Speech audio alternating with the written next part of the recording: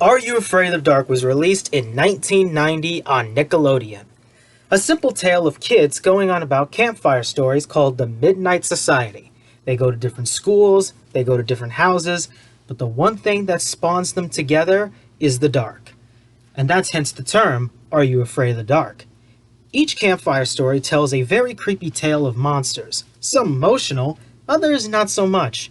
Monsters creepy, other ones sort of disappointing. But the one thing I love about this one is the stories. Their love. I love them so much. It's a good tale, and I do love the tale of campfire stories. I know that most people, like the Nostalgia Critic, never liked like Goosebumps or Are You Afraid of the Dark's own series because they were not scary. I think that this one's scary enough as is. There are some monsters that actually look kind of disturbing looking and maybe can shit your pants a little. But it's still a campy Nickelodeon series. You expect Nickelodeon not to go this far. But today, I actually want to talk about the legacy that spawned and also spawned probably the best years of my childhood. Some people mess up my camera nowadays. But here's the thing. I hope Nickelodeon puts this on HorrorVision because literally it's owned by Nickelodeon, and I had problems with it with SpongeBob. That's why I'm wearing a Doodlebob shirt. But Are You Afraid of the Dark has become my personal favorite 90s Nickelodeon taste. People like Hey Arnold, people like Rugrats. I still like Rugrats. But I enjoy Are You Afraid of the Dark because it was that special. It was not like a sitcom or a sketch gags like all that. It was just a simple tale of campfire stories that kids thought of in their minds. Some very sick, to be honest. And I do love the style. And this was before we got very strict with our kids shows. Yeah. And then comes this freaking reboot that was back in 2019. The first season was crap. It's not the same. I don't like it. But the 90s one stays.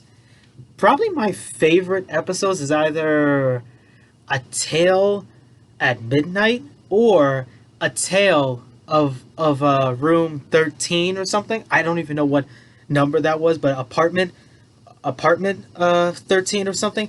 And oh my god, one is creepy, the other is a very sad story, which I enjoy it. And I enjoy it so much. It's an enjoyable piece to watch, Are You Afraid of the Dark? And it's nice, too, that the kids have their own styles. They go to their own schools. And even in the end with this whole silver sight thing, which, in my honesty, is a very campy thing, but I think that's how Scooby-Doo Mystery Incorporated got their style, was because of Are You Afraid of the Dark's episodes, The Tale of the Silver Sight.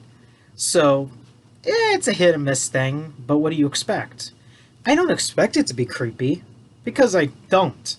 I expect it to just be something to have a good time about, and that's what it is. I thought Goosebumps was about having a good time, and although there are some creepy stuff in either of them, they're mostly just good stories, some of them just very interesting, and even me worrying about the 90s. So, I do enjoy what it is today, just like everything else that spawned it. So, I just hope I don't get monetized.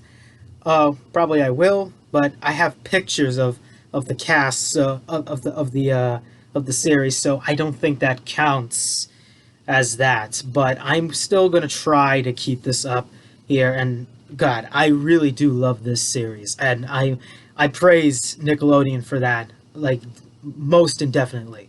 I praise Nickelodeon for that because it's a great series that should have come back in the same style, but nope, total shit. But what do you expect? We're in the modern Nickelodeon, which is total crap. So yeah, that's that. But tomorrow we're going to be looking at something that actually tops Coraline. Yeah, that's right. Something that tops Coraline in stop motion, in story, and also in horror.